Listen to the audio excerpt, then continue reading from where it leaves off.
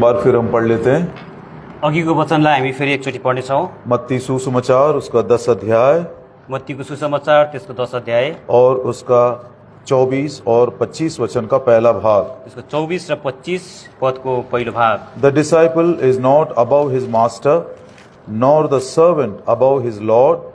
It is enough for the disciple that he be as his master and the servant as his Lord. चेला आफ्ना गुरुभन्दा श्रेष्ठ हुँदैन, न त दास आफ्ना मालिकभन्दा श्रेष्ठ हुन्छ। चेला आफ्ना गुरु समान र दास आफ्ना मालिक समान हुनु नै यथेष्ट छ। बस काफी है यदि चेला अपने गुरु के समान बन जाए और दास जो है अपने प्रभु के समान बन जाए। चेला आफ्नो गुरु समान हुनु र दास आफ्नो मालिक समान हुनु नै यो चाहिँ प्रशस्त छ। आज अपने प्रभु और गुरु यीशु मसीह को हम देख रहे हैं और उसके गुणों को देख रहे हैं और प्रार्थना कर रहे हैं कि हम भी उसी के समान धीरे धीरे बदलते चले जाएं। आज हामीले हाम्रो गुरु र मालिक हाम्रो प्रभु येशू ख्रीष्टलाई हेर्दै छौं र हामी पनि बिस्तारै बिस्तारै उहाँ जस्तै हुनेछौं, ताकि जैसे हमारे गुरु ने सेवा किया वैसे हम भी सेवा करें। ताकि जसरी हाम्रो गुरुले सेवा गर्नु भएको छ त्यसरी नै हामी पनि सेवा गरौं। दो बातों को हमने सुबह देखा।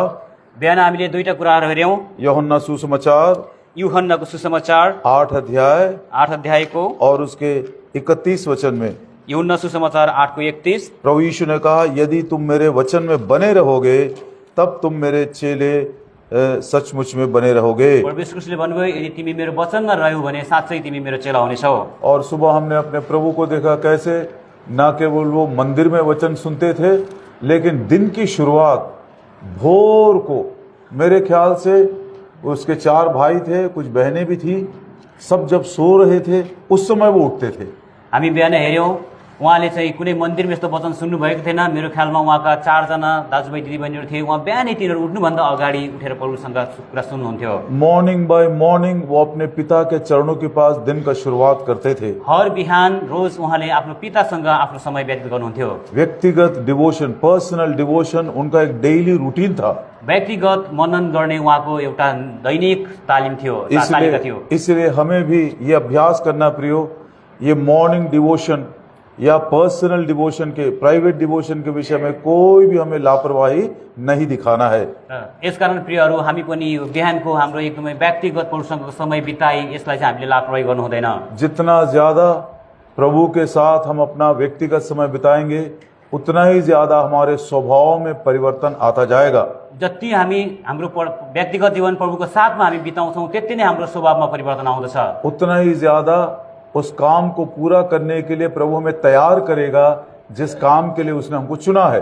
त्यतिकै जुन कामको लागि प्रभुले हामीलाई तयारी गर्नु भएको छ अथवा चुन्नु भएको छ त्यो कामको लागि हामी तयारी हुँदै जान्छौँ। दोस्रो कुरा, यूहन्ना सुसमाचार यूहन्नाको सुसमाचार 13 अध्याय और उसका 34 वचन। 13 को 34 पद। A new commandment I give unto you, that you love one another as I have loved you, that you also may love one another. एउटा नयाँ आज्ञा म तिमीहरूलाई दिन्छु, तिमीहरूले एक अर्कालाई प्रेम गर। जसरी मैले तिमीहरूलाई प्रेम गरेको छु त्यसरी नै तिमीहरूले पनि एक अर्कालाई प्रेम गर। 35 पद। By this shall all men know that you are my disciples, if you love one another. आपसमा तिमीहरूको प्रेम छ भने यसैबाट सबैले तिमीहरू मेरा चेला रहेछौ भनी थाहा पाउनेछन्। इसको हम पहला प्रेम बोलते हैं। यसलाई हामीले पहिलो प्रेम भनेर भन्छौं। फर्स्ट लव कहते हैं। पहिलो प्रेम भनेर भन्छौं। जैसा पहला प्रेम कर रहा था हमारा प्रभु यीशु अपने चेलों से अंत तक वैसा ही करता रहा। जस्तो पहिलो प्रेम प्रभुले आफ्नो चेलाहरूसँग गर्नुभएको थियो त्यस्तै अन्तसम्म पनि उहाँले त्यही प्रेमले प्रेम गर्नुभयो। बहुत ज्यादा उसको उस प्रेम में दुख उठाना पड़ा र त्यो प्रेममा एकदमै धेरै दुःख उठाउनु पर्छ।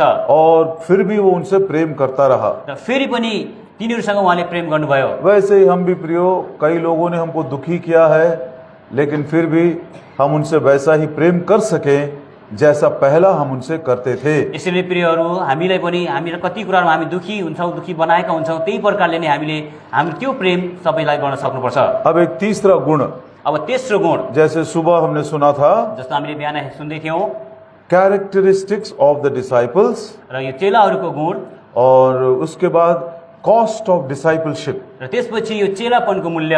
और चेलों के सद्गुणों में से 3 गुण हम देखना चाहते हैं। चेलाहरूको सद्गुणमा हामीले 3टा गुण हेरेका थियौँ। और उस चेले जो सो उनको दाम चुकाना चाहिए, कॉस्ट चुकाना चाहिए, वो 3 दाम हम देखना र चाहते हैं। यसपछि चेलाहरूले जुन पनि दाम अथवा मूल्य चुकाउनु पर्थ्यो यसको 3टा दाम। तीसरा गुण है र तेस्रो गुण छ यूहन्ना सुसमाचार यूहन्नाको सुसमाचार 15 अध्याय 15 अध्यायको 8 वचन। 8 पद। यूहन्ना के 15:8 में प्रभु यीशु मसीह ने कहा, Herein is my Father glorified, that you bear much fruit, so shall ye be my disciples. र यूहन्नाको 15को 8 मा परमेश्वर भन्नुभएको छ, तिमीहरूले धेरै फल फलाए भने यसैमा मेरा पिताको महिमा हुनेछ। बहुत सा फल लाना है। र धेरै फल फलाउनु छ। अब यहाँ पर जो इंग्लिश बाइबल के अनुसार मच फ्रूट है, वो नंबर के हिसाब से नहीं है। र यहाँ इङ्ग्लिस बाइबलमा जुन चाहिँ मच फ्रुट अथवा धेरै फल भनेको छ, यो चाहिँ गन्न नसकिन अनगन्तीको लागि भनिन्छ। यो वो गिनती के हिसाब से नहीं कह रहा है। र यसलाई चाहिँ यो गन्न नमिल्नेको लागि भनिन्छ। यो मतलब एक ही फल है, र मतलब एउटा फल छ, उसका जो विस्तार है, उसका जो क्या बोलना चाहिए, एक प्रकार से उसका मैनिफेस्टेशन है, वो और ज्यादा होते जाना चाहिए। र एउटा फल छ र त्यसको जुन पनि प्रकटीकरण छ अरु धेरै त्यस्तो प्रकारको। अब प्रभु यीशु मसीह हमसे चाहते हैं र अब परमेश्वर कृष्णले हामीसँग यो चाहनुहुन्छ कि हम उसके लिए फल लेकर आएं। र हामी उहाँको लागि फल लिएर आउँ। हमारे प्रभु को देखना चाहते हैं। र हामीले हाम्रो प्रभुलाई देख्न हेर्न हमारे प्रभु यीशु मसीह ने किस प्रकार का फल दिया, र हाम्रो परमेश्वरले कस्तो प्रकारको फल दिनुभयो। अब फलवंत जीवन के लिए अब फलवन्त जीवनको लागि 2-3 बार प्रभु यीशु मसीह ने कहा।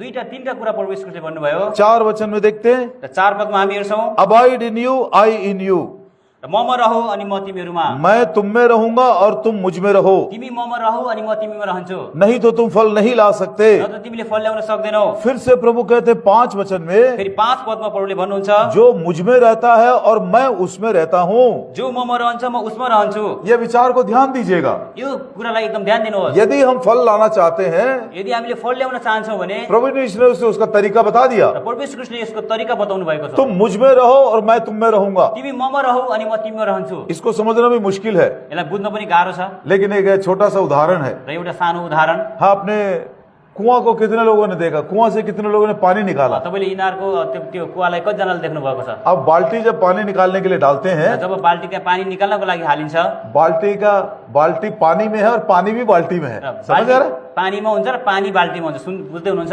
पानी निकालने के लिए जब बाल्टी डाल देते हैं, जब पानीको लागि त्यो बाल्टी त्यहाँ डुबाइन्छ, बाल्टी कहाँ पर है? बाल्टी कहाँ छ? पानी में है। पानीमा। पानी कहाँ पर है? पानी कहाँ छ? बाल्टी में है। बाल्टीमा। ऐसा बोलते, तुम मुझ में बने रहो और मैं तुम में रहूंगा, तब तुम ऐसा फल लाओगे।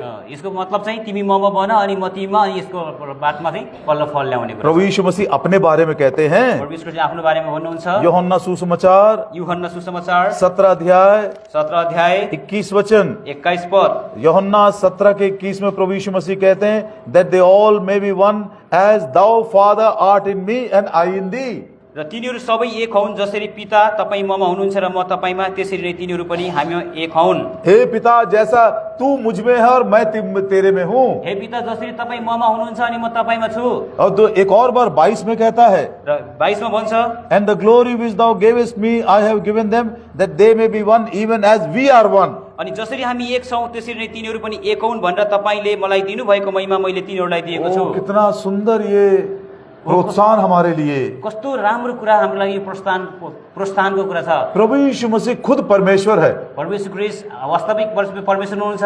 अब जब प्रभु यीशु मसीह इस दुनिया में आए, जब परमेश्वर क्रिस्ट यो संसारमा आउनुभयो, पिता ने अपने पुत्र को संबोधन किया, एड्रेस किया, र पिताले पुत्रलाई यस्तो प्रकारले सम्बोधन गर्नुभयो। क्या बोला मालूम? के भन्नुभयो थाहा छ? हे परमेश्वर। हे परमेश्वर। पिता ने अपने पुत्र को संबोधन करते हुए कहा, हे परमेश्वर, तेरा राज्य सनातन का है, तेरा सिंहासन सदा का है। पिताले आफ्नो पुत्रलाई भन्नुहुन्छ, हे परमेश्वर, तपाईको सिंहासन सदाको छ, तपाईको राज्य सदाको छ। हे इब्रानियों की पत्री र हिब्रूको किताब 1 अध्याय 8 वचन में लिखा है। 8 पदमा लेखेको छ यो कुरा। अब हम ये सोचना चाहते हैं, अब हामीले यो सोच्छौं, प्रभु यीशु मसीह खुद परमेश्वर होते हुए भी परमेश्वर क्रिस्ट स्वयं परमेश्वर भएर पनि वो अपने गुणों को प्रकट कर सकता है। उहाँले आफ्नो त्यो गुणलाई प्रकट गर्न सक्नुहुन्छ। क्या ये संभव नहीं है? के संभव छैन? लेकिन जब वो मनुष्य बनकर आया, तर जब उहाँ मान्छे बन्न आउनुभयो, ईश्वरीय गुणों को प्रकट करने के लिए, ईश्वरको गुणहरू प्रकट गर्नको लागि, जैसा वो पिता में था और पिता उसमें है, जसरी उहाँ पितामा हुनुहुन्थ्यो, पिता उहाँमा हुनुहुन्छ, वैसा ही वो हमसे भी चाहता है। र त्यसै हामी पनि उहाँले चाहनुहुन्छ प्रभु यीशु मसीह हम में रहे और हम प्रभु यीशु मसीह में रहे। परमेश्वर हामीमा अनि हामी उहाँमा रहौं। कितना कितना अनोखा ये विचार है। सचमुच में एक चेला यदि गुरु के समान बन जाए तो बहुत हो गया उसके लिए। कस्तो अनौठो विचार छ, एउटा चेला आफ्नो गुरुको समान हुन्छ भने यो एकदम प्रशस्त हुन्छ। प्रभु यीशु, प्रभु येशू, ये बात प्रैक्टिकली समझने के लिए कठिन है, र यो चाहिँ प्रभु येशू यो चाहिँ एकदमै व्यावहारिक रूपमा बुझ्नको लागि गाह्रो छ यो कुरा। लेकिन आपके पवित्र आत्मा के द्वारा तर तपाईलाई पवित्र आत्माद्वारा इस बात को हमारे हृदय में प्रकट कर दीजिए। र यो परमेश्वर यो कुरा चाहिँ पवित्र आत्माद्वारा हाम्रो हृदयमा प्रकट गरिदिनुहोस्। जैसे आप पिता में थे और पिता आप में थे, जसरी तपाई पितामा हुनुहुन्थ्यो, पिता तपाईमा हुनुहुन्थ्यो, वैसे आपकी इच्छा है कि मैं आप में रहूं और आप मुझ में रहें। र मेरो इच्छा यो छ कि जस तपाई ममा रहनुहोस्, म तपाईमा रहूं। तब मात्र हम फल देंगे, तब मात्र हामीले फल दिनेछौँ, तब मात्र आपकी महिमा होगी। तब मात्र तपाईको महिमा हुन्छ। इसीलिए यसकारण उद्धार पाने के बाद उद्धार पाएपछि प्रतिज्ञा के अनुसार हमको पवित्र आत्मा दिया गया है, प्रतिज्ञा अनुसार हामीलाई पवित्र आत्मा दिइयो। और वो पवित्र आत्मा काम करता हुआ, अब त्यो पवित्र आत्माले काम गर्दैछ, वो आत्मा हमारे हृदय में निवास कर रहा है त्यो आत्मा हाम्रो हृदयमा बसिरहनु भएको और छ। हमारे जीवन में हमारे स्वभाव को धीरे धीरे बदल रहा है। हाम्रो जीवनमा दिन प्रतिदिन हाम्रो स्वभावलाई उहाँले परिवर्तन गर्दै हुनुहुन्छ। उसी को एक नाम दिया गया है, उसैलाई एउटा नाम दिएको छ उहाँलाई, उसका नाम है आत्मा का फल। र त्यसको नाम दिएको छ आत्माको फल। किसका आत्मा है वो? कसको आत्मा हो त्यो? प्रभु यीशु मसीह का आत्मा। प्रभु यीशु मसीहको आत्मा। प्रभु यीशु मसीह का आत्मा मेरे अंदर निवास कर रहा है। प्रभु यीशु ख्रीष्टको आत्मा म भित्र बसिरहनु भएको छ, वास मेरा गरिरहनु भएको छ। जीवन उस आत्मा के वश में है। मेरो जीवन त्यो आत्माको बसमा छ। वो पवित्र आत्मा मुझको धीरे धीरे भर रहा है, त्यो आत्माले मलाई बिस्तारै बिस्तारै भरिरहनु भएको छ। और जो फल मेरे जीवन से निकलता है, र जुन फल मेरो जीवनमा निस्किन्छ, गलतियों की पत्री गलातीको पत्री 5 अध्याय 5 अध्याय उसके 22 वचन में लिखा है, त्यसको 22 पदमा लेखिएको छ, आत्मा का फल। आत्माका फल। आत्मा का फल दिखाई दे रहा है। र आत्माको फल देखाइएको छ। यहाँ 9 बातें वहां पर लिखी हुई है। 9वटा कुरा यहाँ लेखिएको छ। एक ही फल है, एउटा फल हो, लेकिन वो धीरे धीरे बढ़ता जा रहा र है। त्यो बिस्तारै बिस्तारै बढ्दै जान्छ। आत्मा के फल में प्रेम है, आनंद है, शांति है, धीरज है, कोमलता है, भलाई है, विश्वास है और दीनता है और संयम है। आत्माको फल प्रेम, आनन्द, मेलमिलाप, सहनशीलता, कृपा, भलाइ, विश्वास, नम्रता, संयम। और यदि पवित्र शास्त्र को ध्यान से ढूंढे, यदि पवित्र शास्त्रमा ध्यानसँग खोजिदियो भने ये सब हमारा नहीं है। यो सबै हाम्रो होइन। आत्मा का फल बोल रहे हैं, र यहाँ आत्माको फल भनिएको छ, लेकिन प्रेम, आनंद, मेल, धीरज, भलाई ये सब हमारा नहीं है। र यहाँनिर प्रेम, आनन्द, धीरज, भलाइ यो हाम्रो होइन। किसका है देखिए, यो कसका हेर्नुहोस्, यूहन्ना सुसमाचार यूहन्नाको सुसमाचार 15 अध्याय 15 अध्याय उसका 9 वचन, त्यसको 9 पद, 15 अध्याय का 9 वचन। 15 को 9। As the Father hath loved me, so have I loved you. Continue ye in my love. जसरी पिताले मलाई प्रेम गर्नुभएको छ, त्यसरी नै मैले पनि तिमीहरूलाई प्रेम गरेको छु। तिमीहरू मेरो प्रेममा रहिरहौ। मेरा प्रेम है ये। यो मेरो प्रेम हो। यो 11 वचन, 11 पद, These things have I spoken unto you, that my joy might remain in you, and that your joy might be full. मेरो आनन्द तिमीहरूमा रहोस् र किसको तिमीहरूको आनन्द हो? आनन्द कसको आनन्द हो? मेरा आनंद है ये। मेरो आनन्द। मनुष्य का कुछ भी नहीं है। मानिसको केही होइन। प्रेम का क्या अर्थ है मनुष्य को बिल्कुल नहीं मालूम नहीं है। प्रेमको अर्थ के अर्थ हो त्यो मान्छेलाई थाहै छैन। कति इतना ज्यादा उस प्रेम को और उसके अर्थ को मनुष्य ने बिगाड़ दिया है, अशुद्ध कर दिया है कि असल में प्रेम है कि हमको समझ में नहीं आ रहा है। यति धेरै मान्छेले यो प्रेम शब्दको अर्थलाई बिगाडिदिएको छ, अशुद्ध बनाएको छ कि वास्तविक प्रेम के हो त्यो थाहै छैन। इसीलिए वो कहता है कि मेरा प्रेम है, यसै कारण उहाँले भन्नुभएको छ मेरो प्रेम हो, यो मेरा आनंद है। मेरो आनन्द हो। यूहन्ना सुसमाचार यूहन्नाको सुसमाचार 14 अध्याय 14 अध्याय 27 वचन, 27 पद, मेरी शांति है। मेरो शान्ति हो। यो दूसरा कुरिन्थी दोस्रो कुरिन्थी 10 अध्याय 10 अध्याय पहला वचन, पहिलो पद, 2 Corinthians chapter 10 and verse 1. दोस्रो कुरिन्थी 10 अध्याय 1 पद, I, Paul, myself beseech you by the meekness and gentleness of Christ. अब म पाउल आफै ख्रीष्टको नम्रता र कोमलताद्वारा तिमीहरूलाई बिन्ती गर्दछु। उसका मीकनेस, उसका जेंटलनेस दोनों मसीह का है। र नम्रता र कोमलता जो छ त्यो दुवै ख्रीष्टको हो। गलतियों की पत्री गलातीको पत्री 2 अध्याय 2 अध्याय और उसका 20 वचन, त्यसको 20 पद, I am crucified with Christ, nevertheless I live, yet not I, but Christ liveth in me, and the life which I now live in the flesh, I live by the faith of the Son of God, who loved me and gave himself for me. म क्रूसित क्रुसमा टाँगिएको छु, तरै पनि म जिउँछु। त्यसो भए तापनि म त होइन तर ख्रीष्ट मभित्र जिउनुहुन्छ अनि जुन जीवन म अहिले शरीरमा जिउँदछु त्यो जीवन म परमेश्वरको पुत्रको विश्वासद्वारा जिउँछु जसले मलाई प्रेम गर्नुभयो र आफैलाई मेरो निम्ति दिइहाल्नुभयो। ये विश्वास किसका है? यो विश्वास कसको हो? परमेश्वर के पुत्र का विश्वास है ये। परमेश्वरको पुत्रको विश्वास हो यो। दूसरा पत्रस दोस्रो पत्रुस 3 अध्याय 3 अध्याय 15 वचन। 15 पद। 2 Peter chapter 3 and verse 15. दोस्रो पत्रुस 3 को 15। An account that the long suffering of our Lord is salvation. अनि हाम्रो प्रभु यीशु ख्रीष्टको धीरज चाहिँ मुक्ति हो। किसका धीरज है ये? कसको धीरज हो यो? हमारे प्रभु का धीरज है। हाम्रो प्रभु यीशुको धीरज हो। अब ये सारी बातें पढ़ने के बाद पक्का मालूम पड़ गया, यो सबै कुरा पढिसकेपछि हामीलाई पक्का यो कुरा थाहा भयो, जिस फल के विषय में प्रभु यीशु मसीह कह रहे थे, जुन फलको बारेमा प्रभु यीशु ख्रीष्टले भन्नुभएको थियो, वो फल हम अपने आप ला नहीं सकते। त्यो फल हामीले आफै आफ ल्याउनै सक्दैनौँ। इसीलिए उसने हमको आत्मा दिया है। यसै कारण उहाँले हामीलाई आत्मा दिनुभयो। वो आत्मा हमारे हृदय में निवास करता है। त्यो आत्मा हाम्रो हृदयमा बास बस्नुहुन्छ। पौलुस कहता वो आत्मा धीरे धीरे तुमको भर देना चाहिए। पौलले भन्छन् त्यो आत्माले धीरे बिस्तारै बिस्तारै तिमीमा भरिनुपर्छ। इफिसियों की पत्री एफिसीको पत्री 5 अध्याय 5 अध्याय और उसका 18 वचन। त्यसको 18 पद। इफिसियों की पत्री 5 अध्याय और उसका 18 वचन। एफिसी 5 को 18। Be not drunk with wine wherein is excess, but be filled with the Spirit. अनि दाग मध्यले नमाता जसमा चरित्रहीन हुन्छ तर आत्माले भरपूर हो। ये आत्मा की भरपूरी अचानक नहीं होता है, यो आत्माको भरपूरी अचानक हुँदैन, एक दिन में नहीं होता है, एक दिनमा हुँदैन, 10 साल में भी नहीं होता है, 10 वर्षमा पनि हुँदैन, कभी कभी 40 साल में भी नहीं भरता है। कहिलेकाहीँ चाहिँ 40 वर्षमा पनि भरिदैन। इतना बड़ा काम है उसका। यसमा यति ठुलो काम छ। एक दिन मेरे कानों को उसने कंट्रोल किया, एक दिन उहाँले मेरो कानकोलाई कन्ट्रोल गर्नुहुन्छ। 10 साल लग गए मेरे आंखों को कंट्रोल करने के लिए। कन्ट्रोल गर्नको लागि 10 वर्ष लाग्छ। ये आत्मा को भरने के लिए कितने कितने साल लग जाते हैं। आत्माले भरिनको लागि कति कति साल लाग्छ। कितने दुख से ये बात हमको जानना पड़ता है, बोलना पड़ता है कि कुछ कुछ ऐसे विश्वासी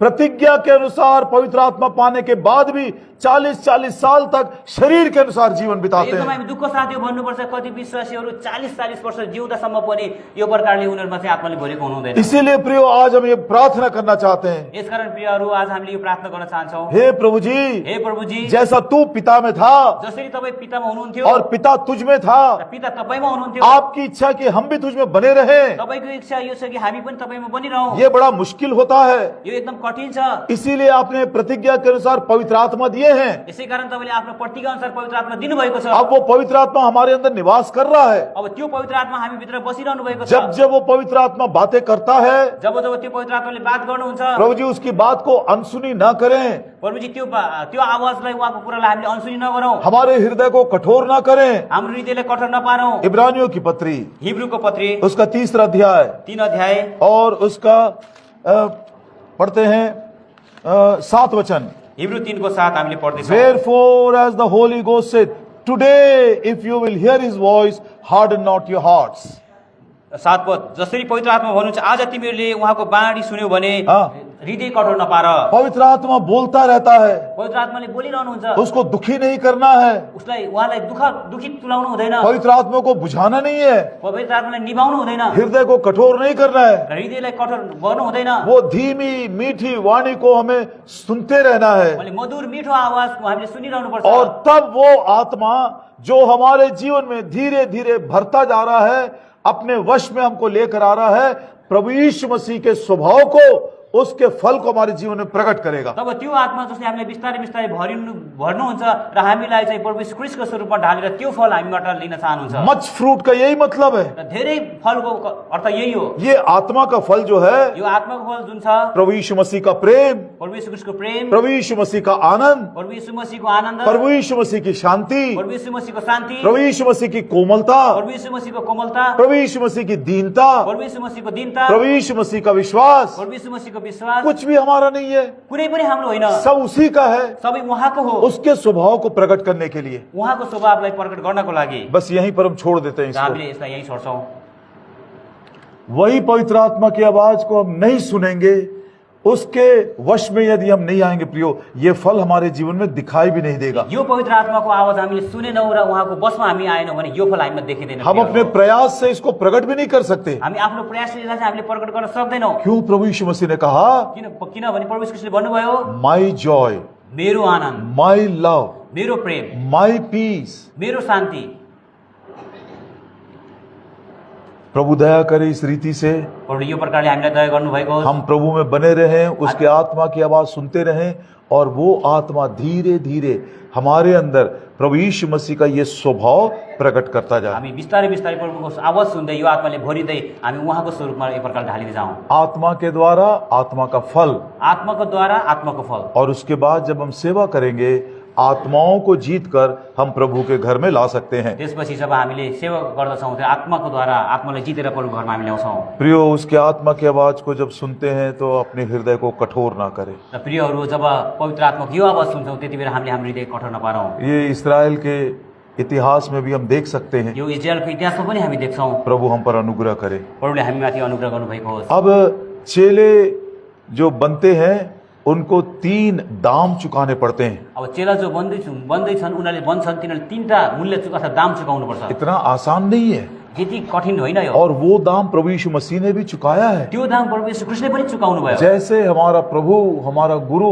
दाम चुकाया, उसने कॉस्ट पे किया, वो चाहता कि हम उसके चेले, हम भी उसके समान उस दाम को चुकाएं।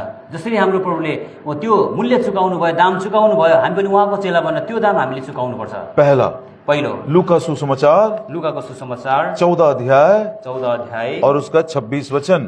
14 को 26। लुका 14 को 26। लूका सुसमाचार 14 अध्याय और उसका 26 वचन। लुका 14 को 26 पद। If any man come to me and hate not his father and mother and wife and children and brethren and sisters, yea, his own life also, he cannot be my disciple. कोही मानिस मखा आउँछ र आफ्ना बुबा, आफ्ना आमा, स्वास्नी, छोराछोरीहरू, दाजुभाइहरू, दिदीबहिनीहरूलाई र आफ्नै प्राणलाई पनि घृणा गर्दैन, त्यो मेरो चेला हुन सक्दैन। 99% of the Christians इस बात को नहीं समझते। र एकदम 99% क्रिस्चियनहरूले यो कुरालाई बुझ्दैनन्। मेरे जीवन में भी 99% of the साल बीत गए, लेकिन मैं भी नहीं समझा था। मेरो जीवन पनि यो 99% जीवन बितिसक्यो र मैले पनि बुझ्न गाह्रो छ। एक दिन मेरा बेटा मेरे पास आया, एक दिन मेरो छोरा मेरो साथमा आए। उसको ये डिबेट सुनना बड़ा पसंद है। र उसलाई चाहिँ एकदमै यो विवाद सुन्न एकदम खुसी लाग्छ। हिंदू और क्रिश्चियंस के बीच में जो डिबेट आर्गुमेंट्स होते हैं, र हिन्दू र क्रिस्चियन बीचमा जो पनि वाद विवाद हुन्छ, मुस्लिम्स और क्रिश्चियंस के बीच में जो डिबेट्स होते हैं, र मुस्लिम र क्रिस्चियन बीचमा जो तर्क वितर्क हुन्छ, उसको बड़ा अच्छा लगता है। र उसलाई एकदम आनन्द लाग्छ त्यो। और कुछ कुछ जो बातों को वो रिकॉर्ड करके रखा है। र कति कुरा उसले चाहिँ रेकर्ड गरेर पनि राख्छ। एक दिन सुबह मेरे पास आया एक दिन बिहान मेरो साथमा आयो नि, और वो कह रहा था, पिताजी, डैडी, कल रात को एक मुस्लिम ने ये कोट किया, लूका 14 का 26। अनि उनले भने हिजो मैले सुन्दै थिएँ एउटा मुस्लिमले चाहिँ लुका 14 को 26 लाई चाहिँ एकदम कोट गर्यो। अरे तुम कितना प्रचार करते हो, तुम्हारा यीशु मसीह इतना प्रेमी है, तुम्हारा परमेश्वर इतना प्रेमी है, इतना प्राण बलिदान किया, लेकिन खुद बोलता है कि तुम अपने माता पिता भाई बहन सबसे तुम हेट करो, घृणा करो। तिमीले यत्रो कुरा सुनिरहेको छौ, वचन प्रचार गर्न चाहन्छौ र तिम्रो स्वयं पिताले नै भयो कि परमेश्वरले भन्नुभएको छ माता पितालाई घृणा गर भनेर। ये वो क्रिश्चियन व्यक्ति जो था वो सचमुच में एक पका गया, वो बोल भी नहीं सके इसका अर्थ क्या है। र अनि जो क्रिस्चियन थियो त्योसँग विवाद गर्ने उ चाहिँ यो कुरा सुन्न बोल्नै सकेन। मैंने बोला मुझको भी समझ में नहीं आता है क्या है ये। र मैले पनि मलाई पनि म पनि भन्न सक्दिनँ के हो। ऐसा पढ़ने से कितना खतरनाक है, देखिए। र यसरी पढ्ने हेर्नुस् त कस्तो खतरनाक छ यो। अरे परमेश्वर के प्रेम को समझने से पहले मैंने अपने माँ के प्रेम को जाना, है ना। परमेश्वर जब छोटा था, अगाडि मैले मेरो आमाको प्रेमलाई जाने। हम सबका यही अनुभव है। हामी सबै यही हो नि त। प्रभु यीशु मसीह के क्रूस का बलिदान, वो प्रेम को समझने से पहले हमने अपने माताजी से, पिताजी से, भाइयों से, बहनों से प्रेम को समझा। परमेश्वर क्रिस्टको त्यो क्रुसिफाई गरेको उहाँको प्रेमलाई बुझ्नुभन्दा अगाडि हैन हाम्रो आमा भाइ दाजुभाइहरूको प्रेमलाई बुझ्यौं। और ये प्रेम कितना मजबूत है मालूम आपको? र यो प्रेम कति मजबुत छ तपाईलाई थाहा छ? माता पिता भाई बहन का प्रेम कितना मजबूत है। माता पिता भाइ बहिनीको प्रेम कति मजबुत छ, बलियो छ। 2 बहनें थी, दुईटा बहिनीहरू थिए, एक मार्था और मरियम। एउटा मार्था र मरियम। लाजर मर गया, लाजरस मर्यो।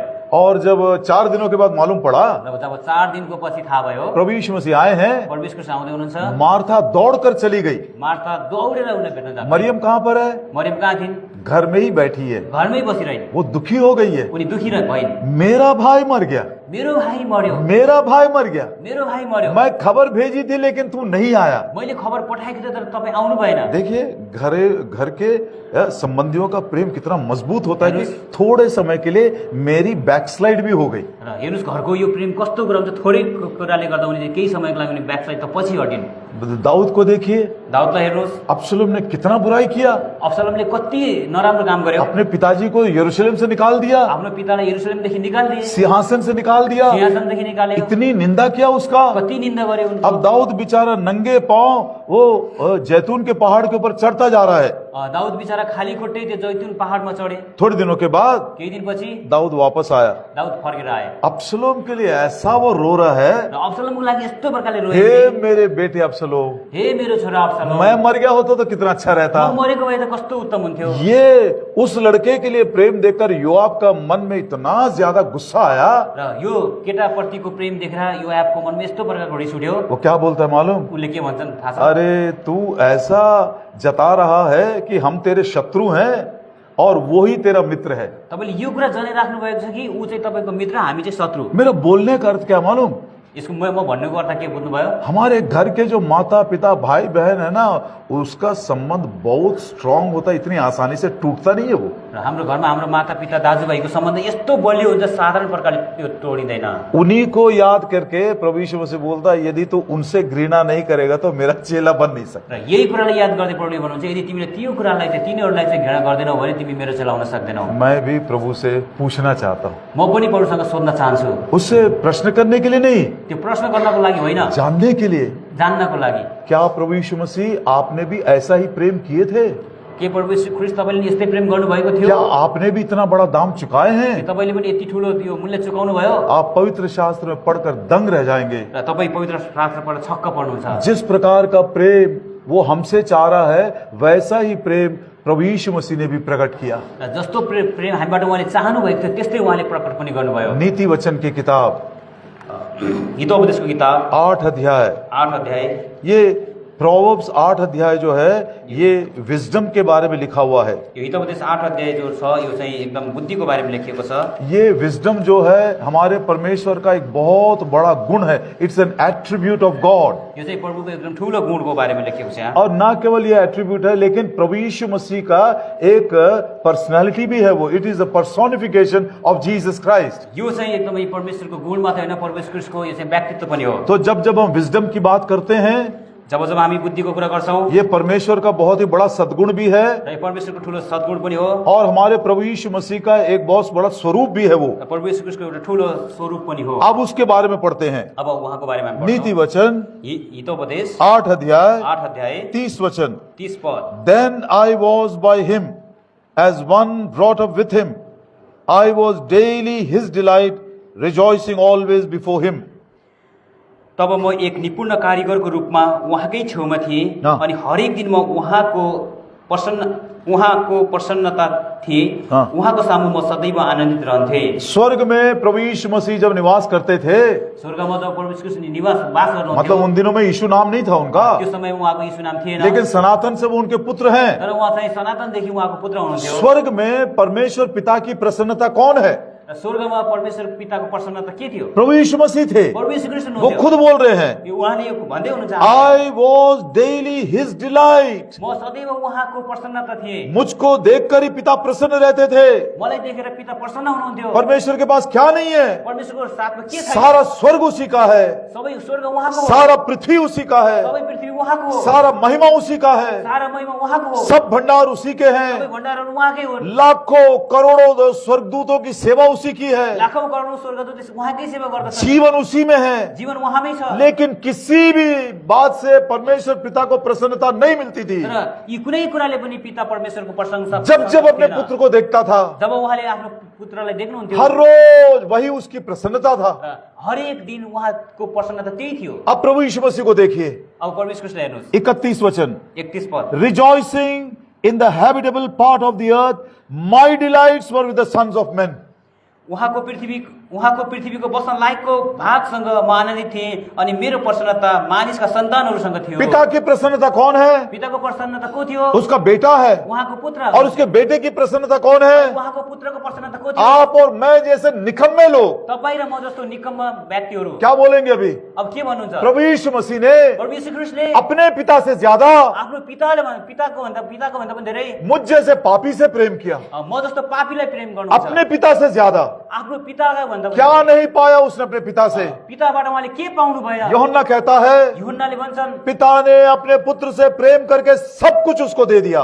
पिताले आफ्नो पुत्रलाई प्रेम गरेर सबै कुरा दिनुभयो। यूहन्ना सुसमाचार यूहन्ना सुसमाचार उसका 3 अध्याय 3 अध्याय और उसका 35 वचन। 3 को 35। Father loveth the son and hath given all things into his hand. पिताले पुत्रलाई प्रेम गर्नुहुन्छ र सबै कुराहरू उहाँको हातमा दिनुभएको छ। इतना प्रेम किया, यति प्रेम गर्नुभयो, इतना प्रेम किया, यति प्रेम गर्नुभयो। पिता ने अपने आप को खाली कर दिया, पिताले आफैले आफैलाई खाली गर्नुभयो, सब कुछ अपने पुत्र को दे दिया। सबै कुरा आफ्नो पुत्रलाई दिनुभयो। जीवन का दान पुत्र को दे दिया, जीवनको दान पुत्रलाई दिनुभयो। न्याय करने का अधिकार पुत्र को दे दिया, न्याय गर्ने अधिकार पुत्रलाई दिनुभयो। नरक में डालने का अधिकार पुत्र को दे दिया, नरकमा हाल्ने अधिकार पुत्रलाई दिनुभयो। सब कुछ उसी को दे दिया। सबै कुरा उहाँलाई। क्षमा कर सकता केवल परमेश्वर, क्षमा गर्न सक्ने केवल परमेश्वर हुनुहुन्थ्यो। वो अधिकार भी पुत्र को दे दिया। त्यो अधिकार पनि उहाँले पुत्रलाई दिनुभयो। मैं क्यों ये बात बोल रहा हूं मालूम? किन यो कुरा भन्दै थाहा छ? पिता ने जब अपने पुत्र से इतना प्रेम किया, पिताले जब पुत्रसँग यति प्रेम गर्नुभयो, अपने आप को खाली करके सब कुछ पुत्र को सौंप दिया। आफैलाई खाली गरेर सबै पुत्रलाई दिनुभयो। साधारण तौर पर यदि हम सोचे तो पुत्र किससे प्रेम करना चाहिए? र साधारण कुराले हामीले सोच्यौं भने पुत्रले यो कसलाई प्रेम गर्नुपर्ने थियो? पिताजी पिताजी कितना प्रेम किया तूने, तपाईले कति धेरै प्रेम गर्नुभयो। सब कुछ तो खाली करके मुझको दे दिया। सबै कुरा खाली गरेर तपाईले मलाई दिनुभयो। लेकिन खुद गवाही देता है, तर यहाँ स्वयं परले खाता यो गवाही दिनुहुन्छ, मेरे पिता की प्रसन्नता मैं था, मेरो पिताको प्रसन्नता म थिएँ, लेकिन मेरी प्रसन्नता मनुष्य के पुत्रों के साथ है। तर मेरो प्रसन्नता मानिसको सन्तानसँग छ। प्रभु यीशु मसीह सचमुच में प्रभु यीशु- अपने पिता से बढ़कर हमसे प्रेम किया, वास्तवमा प्रभु येशू ख्रीष्टले आफ्नो पितालाई भन्दा हामीलाई प्रेम गर्नुहुन्छ। इसीलिए वो हमसे मांग रहा है। यसैले उहाँले हामीलाई माग्नुहुन्छ। यदि तू भी अपने माता और पिता और भाई और बहन, पिता से मुझसे ज्यादा प्रेम किया, पिता से कम किया, ये मतलब नहीं पिता से द्वेष कर रहा है, वो बात नहीं है। यसकारण उहाँले यो कुरा भन्नुहुन्छ, ये भी समझने वाली बात है। र ये यो एकदम सम्झने कुरा छ। हाँ। उहाँले हामीलाई पनि त्यही प्रकारले जसरी उहाँले पितालाई प्रेम नगरे हामीलाई प्रेम गर्नु, हामीबाट पनि त्यो प्रेम उहाँले चाहनुहुन्छ। वो ये मतलब नहीं है कि पिता से घृणा कर रहा है और हमसे प्रेम कर रहा है। र यो कुरा होइन कि उहाँले पितालाई घृणा गरेर चाहिँ हामीलाई प्रेम गर्नुभयो। इसको हम बोल सकते हैं डिग्री ऑफ लव। र यसको चाहिँ एकदमै यो प्रेमको एउटा तह भन्छौँ हामी। बहुत दिनों के बाद मेरे मन की व्यथा को सुनकर प्रभु ने मुझको समझाया। र धेरै दिनमा मेरो मनको व्यथालाई सुनेर प्रभुले मलाई सम्झाउनु भयो। बहुत सारी बातें मैंने अपने बच्चों से सीखा। र मैले धेरै कुरा मेरो बच्चाहरूबाट सिकेँ। 10-12 पाठ है, अनमोल पाठ, जो कोई बोल नहीं सकता, समझा नहीं सकता, मैंने अपने बच्चों से सीखा। 10-12 पाठहरू जो कसैले भन्न सक्दैन, सिकाउन सक्दैन, मैले मेरो बच्चाहरूबाट सिकेँ। उसमें से ये एक है।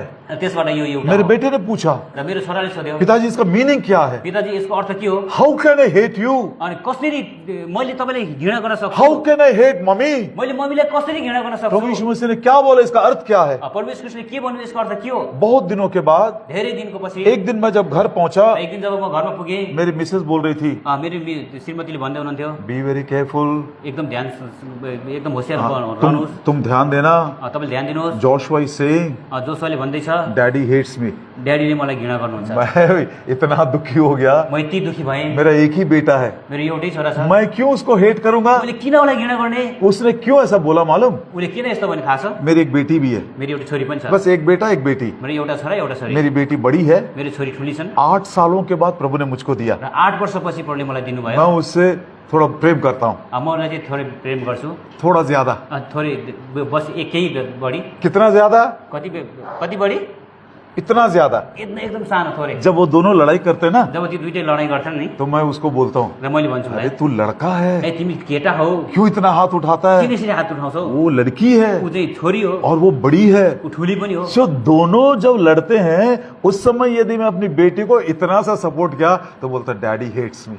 र अब जब ती दुईजना झगडा गर्छन् र मैले मेरो छोरीलाई कति सपोर्ट गर्छु, त्यसपछि उनले भन्छ ड्याडी, जो मैं इसके लिए करता हूँ उस दोनों के लिए करता हूँ। जो मैले एउटालाई गर्छु दुईटैलाई मैं गरिरहेको हुन्छु। सोच भी नहीं सकता मेरे बेटे से घृणा करने के लिए, र मैले यो सोच्न पनि सक्दिनँ मेरो छोरालाई घृणा गर्ने कुरा। लेकिन इतना ज्यादा प्रेम दिखाने के कारण उस समय में उसको लगता है कि मेरे पिताजी केवल मेरी बहन से प्रेम करते हैं, मुझसे घृणा करते हैं। यति कुराले गर्दाखेरि उसले यो बुझ्यो कि मेरो पिताजीले मलाई घृणा गर्नुहुन्छ, मेरो दिदीलाई चाहिँ प्रेम गर्नुहुन्छ। ये अर्थ है उसका। यसको अर्थ यो हो।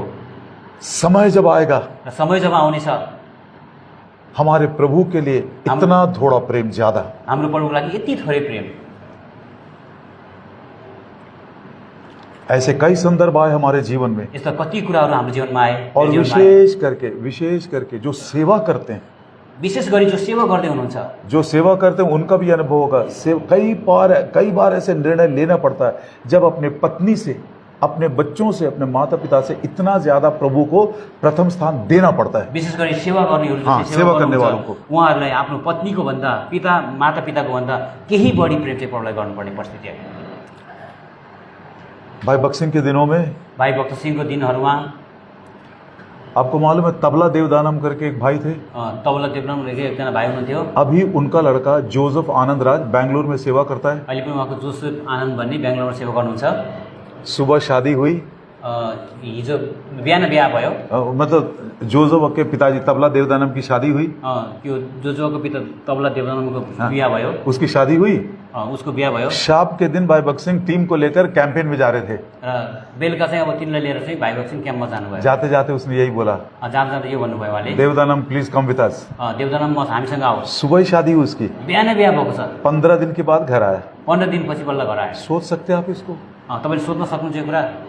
सेवा करने वालों को कई बार ऐसे दुखी निर्णय लेने पड़ते हैं। सेवा गर्नेहरूको लागि कतिचोटि यस्तो दुःखी निर्णयहरू लिनु पर्ने हुन्छ। सुबह शादी हुई, बिहान बिहा भएको छ, 15 दिन के लिए सैम कैंपेन में चला गया। 15 दिनको लागि चाहिँ सुसमाचार प्रचार 15 दिन के बाद आया अपने पत्नी से मिलने के लिए। श्रीमतीसँग मिल्नको लागि 15 दिनपछि आउनुभयो। ऐसा प्रेम प्रभु यीशु मसीह ने दिखाया है। यस्तो प्रेम प्रभु यीशुले देखाउनु भयो। मैं जानता हूँ कुछ लोग अपने माता पिता के कारण, अपने पत्नी के कारण, अपने बच्चों के कारण कितने लोग सेवा से दूर भी हो गए। मलाई यो थाहा छ कतिजनाहरू आफ्नो श्रीमतीको कारणले, आफ्नो छोराछोरीको कारणले, आफ्नो आमा बाउको कारणले सेवादेखि टाढा हटेका छन्। उस प्रभु के कारण प्रियो, हम इस प्रकार का प्रेम दिखाने के लिए, इस प्रकार का त्याग और बलिदान करने के लिए हमारे मनों को तैयार रखना है। प्रभुको लागि हामी यो प्रकारको त्याग र बलिदान दिनको लागि हामीले तयारी राख्नुपर्छ। एक छोटा सा उदाहरण याद आ रहा है, एउटा छोटो उदाहरण सम्झिराखेको छु म। उत्पत्ति की किताब उत्पत्तिको किताब और उसका 28 अध्याय। उत्पत्ति 28 अध्याय। उत्पत्ति की किताब और उसका 28 अध्याय। उत्पत्तिको किताब 28 अध्याय।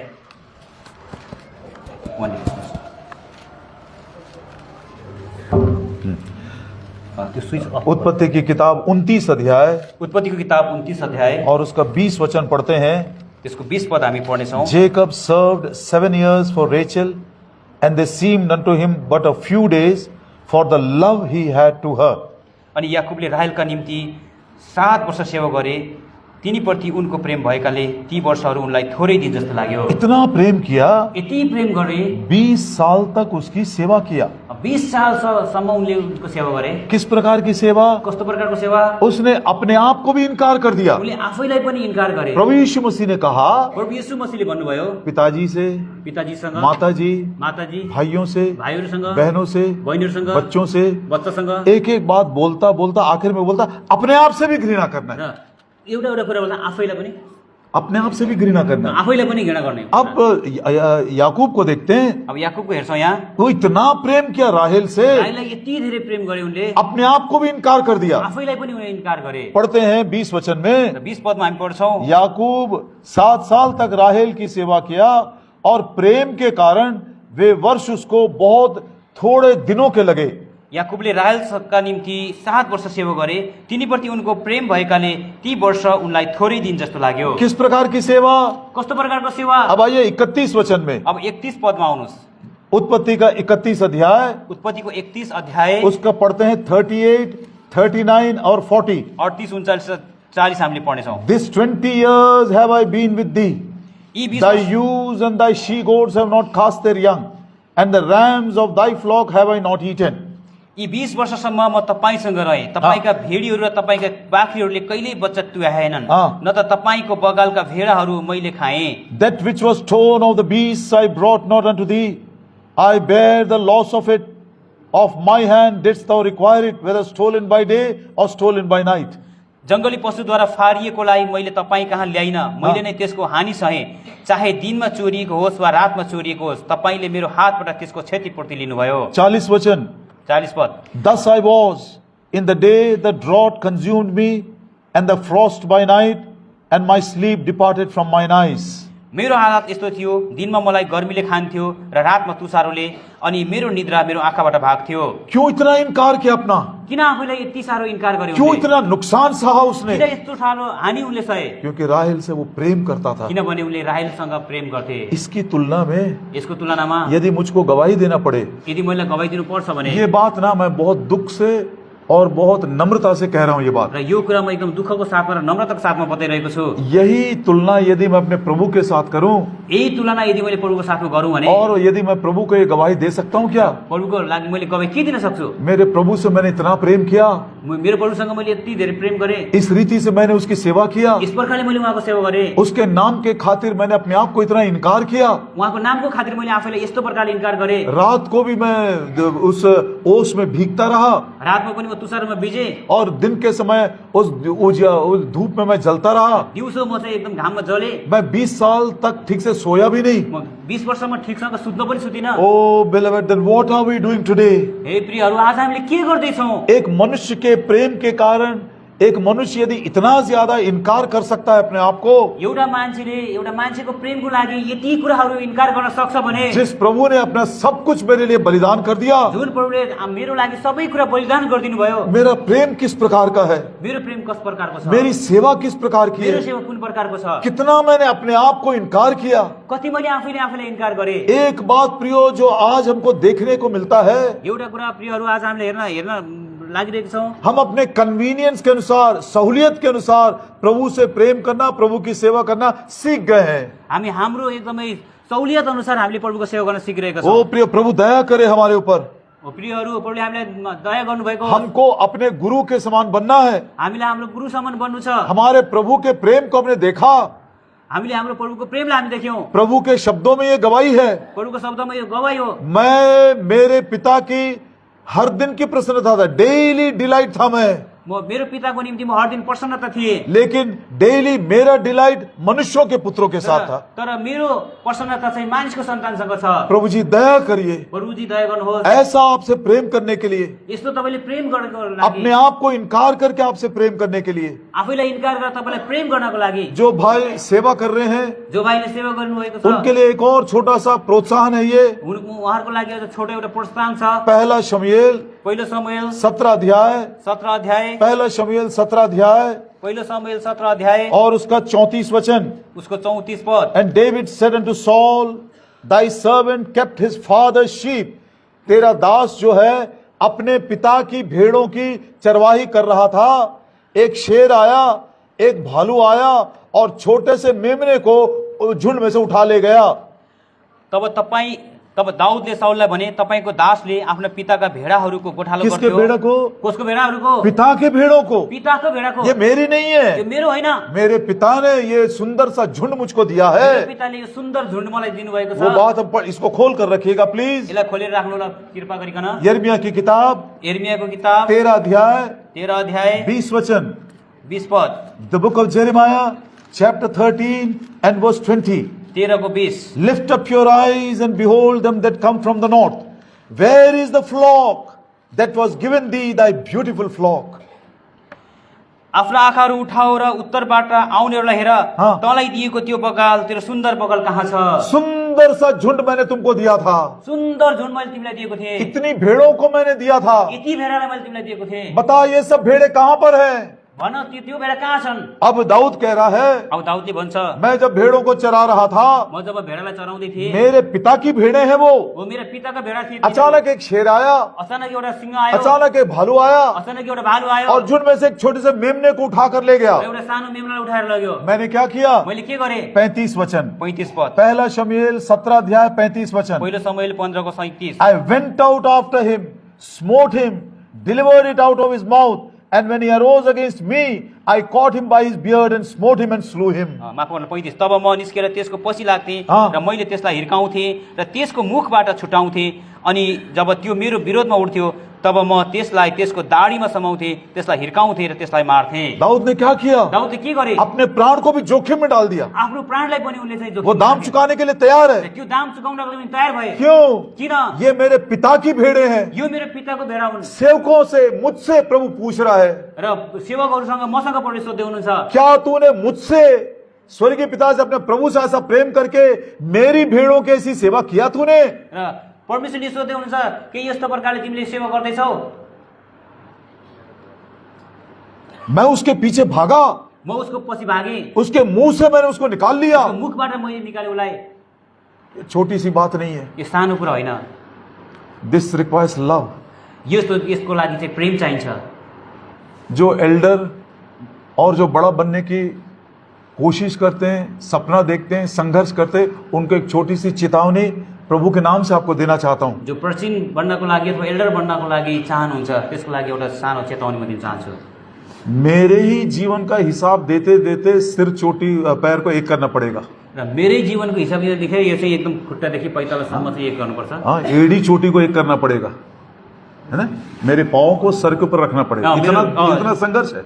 मेरो आफ्नै जीवनको हिसाब दिनको लागि मेरो शिरलाई मेरो पाउमा राख्नुपर्छ। जिस दिन एल्डर बन गया मैं और जिस दिन प्रभु ने पूछा ठीक है मैंने 200 भेड़ों को दिया, अब बता उनका भी हिसाब दे मुझको, मैं क्या करूंगा। जुन दिन म एल्डर बने त्यसपछि 200 भेडा मलाई दिनुभयो, त्यसको हिसाब मैले कसरी बताउनु। वो सुंदर सा झुंड जो मैंने तुझको दिया था, त्यो सुन्दर झुन्ड जो मैले तिमीलाई दिएको थिएँ,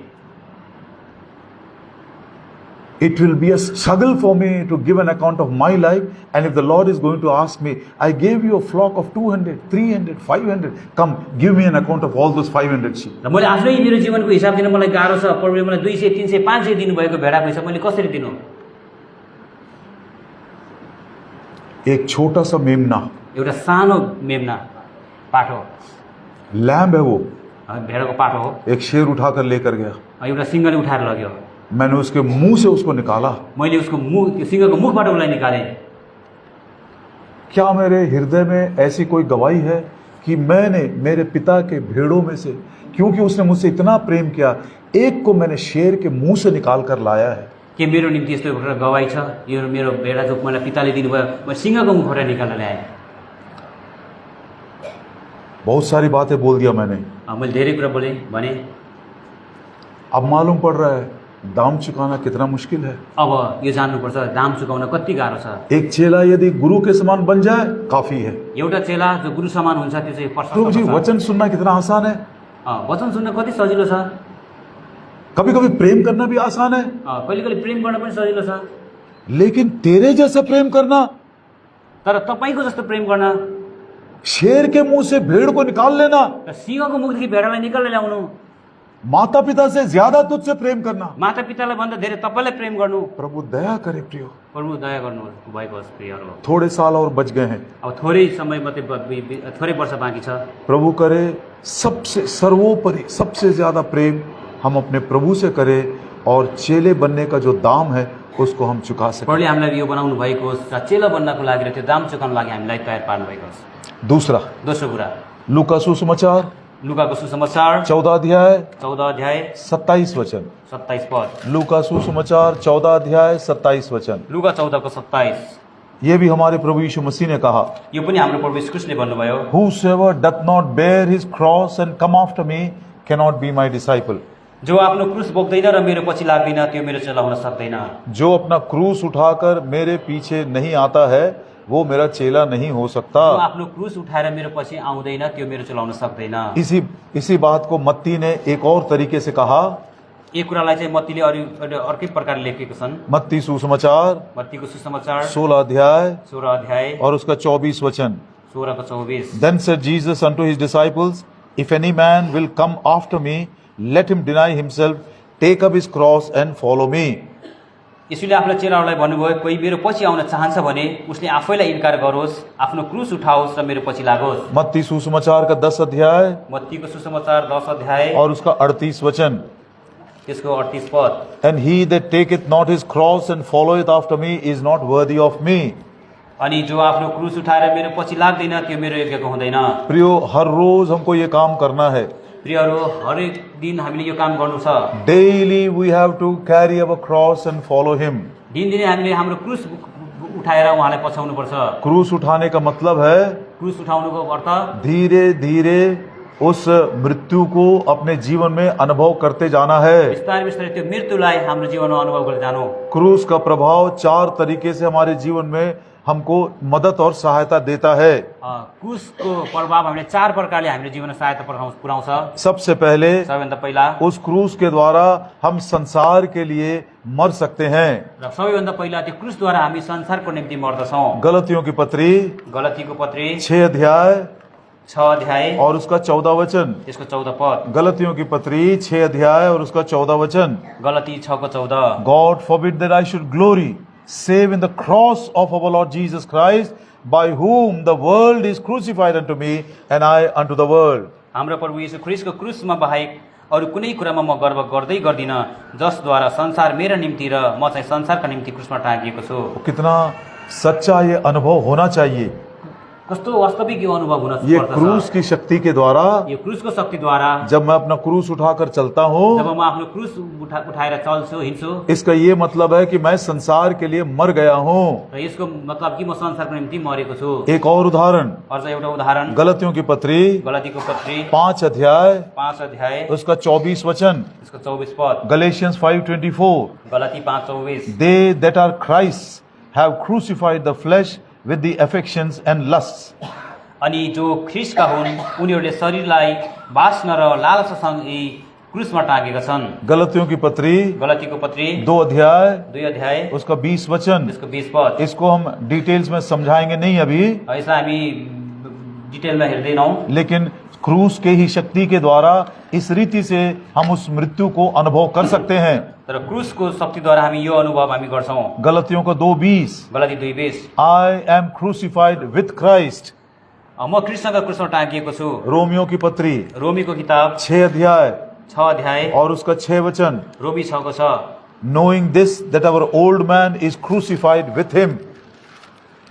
यो जानेर कि पुरानो मान्छे क्रुसमा टाँगिएको छ। कितना अनोखा ये अनुभव है। देखिए, कस्तो अद्भुत अनुभव छ यो। यदि हम संसार के लिए मरना चाहते हैं, यदि हामी संसारको निम्ति मर्न चाहन्छौँ भने, पाप के लिए मरना चाहते हैं, पापको लागि मर्न चाहन्छौँ भने, हमारे स्वार्थ के लिए मरना चाहते हैं, हाम्रो स्वार्थको लागि मर्न चाहन्छौँ भने, वो पुराना स्वभाव जो हमारे अंदर पड़ा उससे मरना चाहते हैं, त्यो पुरानो स्वभाव जो हामी भित्र छ त्यसको निम्ति मर्न चाहन्छौँ भने, केवल क्रूस की शक्ति है बस।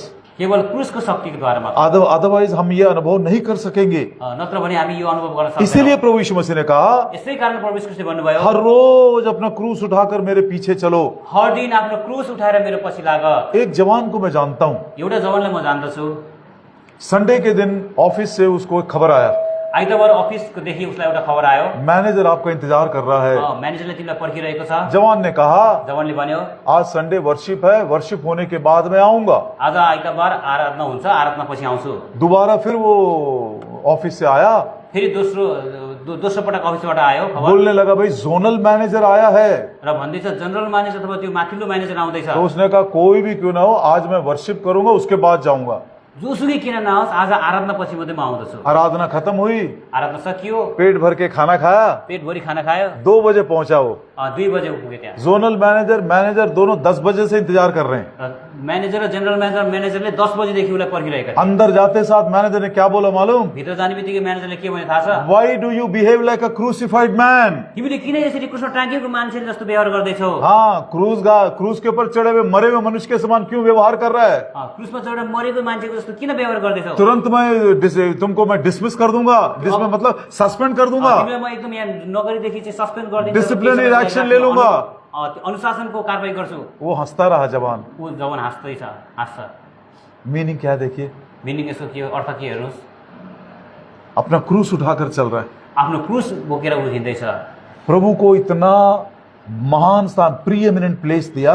प्रभुको यस्तो सर्वोच्च स्थान उनले दिएका छन्। देखने वाले बोलते हैं, देख्नेले भन्छन्, अरे ये दुनियादारी नहीं करता, यो एकदम यो दुनियादारी नगर्ने, अरे शरीर का कोई सा भी काम इसके ऊपर प्रभाव नहीं डालता, शरीरको कुनै कामले यसलाई प्रभाव राख्दैन, इसको मौज मजा पसंद नहीं है, यसलाई मोज मजालाई चाहिँ आनन्द लाग्दैन, ये मरा हुआ व्यक्ति के समान क्यों व्यवहार कर रहा यो है? मरेको मान्छे जस्तो प्रकारले किन व्यवहार ये गर्दैछ? क्रूस की शक्ति है, यो क्रुसको शक्ति हो। अपने बल से हमने नहीं पाया। यो हाम्रो आफ्नो बलले हामीले पाउँदैनौँ। एक जवान आया था, एउटा जवान आएको थियो, प्रभु यीशु मसीह ने उससे कहा, प्रभु यीशु ख्रीष्टले उनलाई भन्नुभयो, तू अपना क्रूस उठाकर मेरे पीछे हो ले। तिमी आफ्नो क्रुस बोकेर मेरो पछि आओ। वो दुखी होकर वापस चला गया। ऊ दुखी भएर फर्क्यो।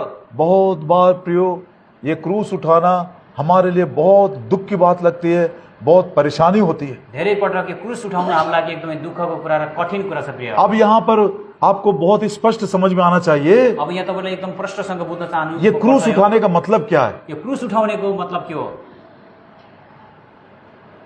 ये कोई ऐसा लकड़ी का या लोहे का क्रूस ऐसा कंधे पर उठाकर चलने की बात नहीं है। यो कुनै काठको अनि फलामको क्रुस एकदम काँधमा बोकेर हिँड्नु कुरा होइन। पहला कुरिन्थी पहिलो कुरिन्थी 1 अध्याय 1 अध्याय 18 वचन में लिखा है, पहिलो कुरिन्थी 1:18 मा लेखिएको छ, The preaching of the cross is to them that perish foolishness, but unto us which are saved it is the power of God.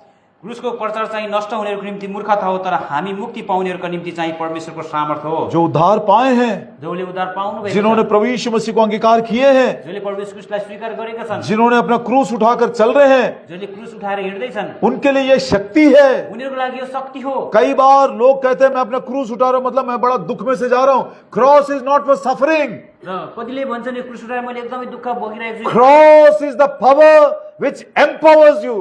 क्रूस एक ऐसी शक्ति है जो आपको सामर्थ्य देती है संसार के लिए मरने के लिए, स्वार्थ के लिए मरने के लिए, पाप के लिए मरने के लिए। क्रुस दुःख होइन, तर क्रुस मर्नको लागि एकदमै तपाईको लागि सामर्थ्य शक्ति प्रदान गर्ने चिज हो। क्रूस उठाना दुख नहीं है, क्रुस उठाउनु एकदम दुःख कुरा होइन। क्रूस उठाना दुख नहीं है, क्रुस उठाउनु भनेको दुःख होइन। ये क्रूस हमारे लिए एक शक्ति है। यो क्रुस हाम्रो लागि एउटा शक्ति हो। क्या शक्ति है? कस्तो शक्ति हो? पाप के लिए, पापको लागि, संसार के लिए, संसारको लागि, स्वार्थ के लिए, स्वार्थको लागि, पुराने स्वभाव के लिए, पुरानो स्वभावको लागि, मरने के लिए वो हमको शक्ति देता है। मर्नको लागि उसले शक्ति दिन्छ हामीलाई। इसीलिए 2 वचन हमने पढ़ा भी था शायद। यसकारण हामी दुईटा वचन पढ्यौं भने। पहला कुरिन्थी पहिलो कोरिन्थी 6 अध्याय 6 अध्याय 12 वचन। 12 पद। All things are lawful unto me, but all things are not expedient. All things are lawful for me, but I will not be brought under the power of any. सबै कुरा मेरा निम्ति उचित त छन्, तर सबै कुराहरू फाइदा दिने हुँदैनन्। उस दिन यदि वो जवान यदि त्यो दिन त्यो जवान आराधना को छोड़कर आराधनालाई छोडेर यदि वो ऑफिस गया होता, अफिसमा गएको हुन्थ्यो ये भने पाप नहीं है, र यो पाप हुने थिएन, क्योंकि बड़े अफसर ने बुलाया, किनकि ठुलो अफिसरले बोलाएको छ, क्योंकि हमने वहां पर साइन भी किया है, किनभने त्यहाँनिर साइन पनि गरिएको छ, लेकिन वो नहीं गया। तर ऊ गएन। जो काम मैं कर सकता हूँ जो काम म गर्न सक्छु मैंने नहीं किया, मैले गरिन। वही शक्ति है क्रूस की शक्ति। त्यही शक्ति नै क्रुसको शक्ति हो। The work I can do but I will not do is the power of the cross. जुन काम म गर्न सक्छु त्यो काम नगर्नु त्यो चाहिँ क्रुसको शक्ति हो। आप समझ में आ रहा? अब बुझ्दै हुनुहुन्छ? ये काम मैं कर सकता हूँ। यो काम मैले गर्न सक्छु। कुछ लोग पूछते हैं कसैले स्पोर्ट्स में क्या गलती है? स्पोर्ट अथवा स्पोर्ट खेलकुदमा के गल्ती छ? बिल्कुल गलती नहीं है, गल्ती छैन। लेकिन संडे के दिन, तर आइतबारको दिन, प्रभु के दिन का आदर करने के लिए प्रभुको दिनको आदर गर्नको लागि मैं खेल सकता हूं लेकिन नहीं खेलूंगा। म खेल्न सक्छु तर म खेल्दिनँ। ऐसे बहुत सारे मिशनरियों का भी सुंदर उदाहरण है। र धेरै मिशनरीहरूको यस्तो सुन्दर उदाहरण छ यहाँ। प्रभु दया करे प्रियो इसको समझने के लिए। यसलाई बुझ्नको लागि प्रभुले दया गर्नुभएको छ। कई बार हम प्रश्न करते हैं कतिचोटि हामी प्रश्न गर्छौं, इसमें क्या गलती है, यसमा के गल्ती छ, उसमें क्या गलती है, यसमा के गल्ती छ, ऐसा क्यों नहीं कर सकता, किन गर्न सकिँदैन, मैं क्यों नहीं जा सकता। म किन जान सक्दिनँ। सब कर सकते हैं, सबै गर्न सक्छ। लेकिन जो क्रूस उठाता है र जो जसले क्रुस उठाउँछन् एक नई शक्ति उसको मिली है। एउटा नयाँ शक्ति उसलाई मिल्छ। क्या शक्ति है? कस्तो शक्ति हो? मैं सब कुछ कर सकता हूँ म सबै कुरा गर्न सक्छु, लेकिन सबसे लाभ नहीं होता है, तर सबैबाट लाभ हुँदैन, सभी बातों से उन्नति नहीं होती है, सबै बातबाट उन्नति हुँदैन इसलिए कुराबाट। मैं नहीं करूंगा। यसकारण म त्यो गर्दिन। जो काम करने की शक्ति है लेकिन मैं नहीं करूंगा, मैंने चॉइस किया है, वही क्रूस की शक्ति है। जो काम म गर्न सक्छु त्यो जुन चाहिँ मेरो चुनाव थियो तर त्यही गर्दिन, त्यो चाहिँ क्रुसको शक्ति हो। जीवन में कई संदर्भ आएंगे, उस समय आपको ये निर्णय लेना पड़ेगा।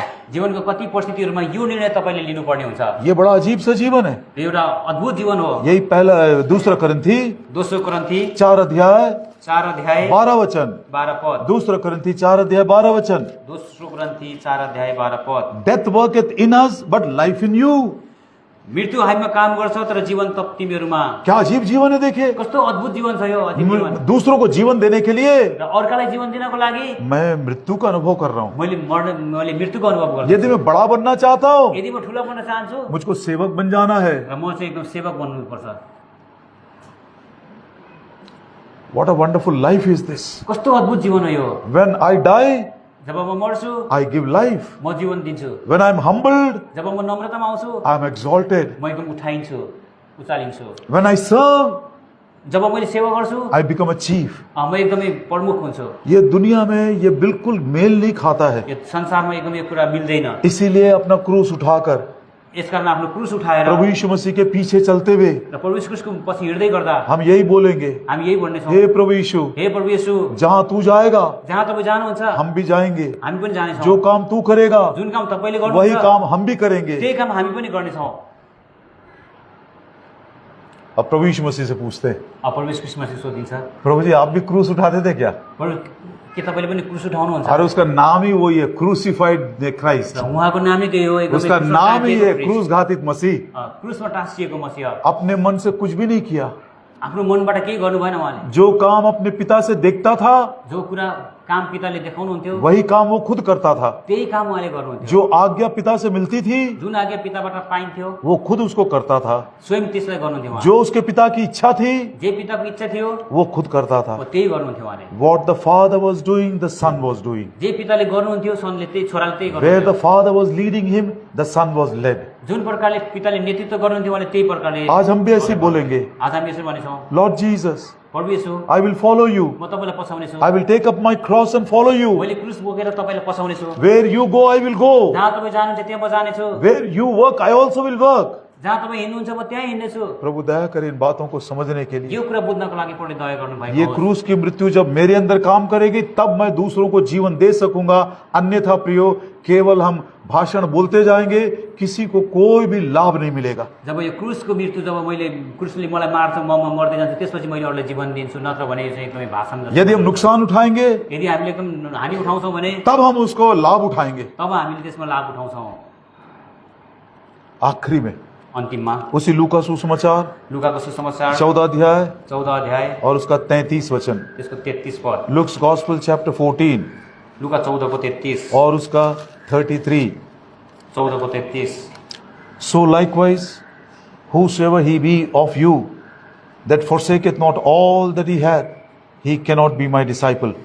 यसै कारण यसरी नै तिमीहरू मध्ये हरेक जसले आफूसँग भएका सबै कुराहरू त्याग्दैन त्यो मेरो चेला हुन सक्दैन।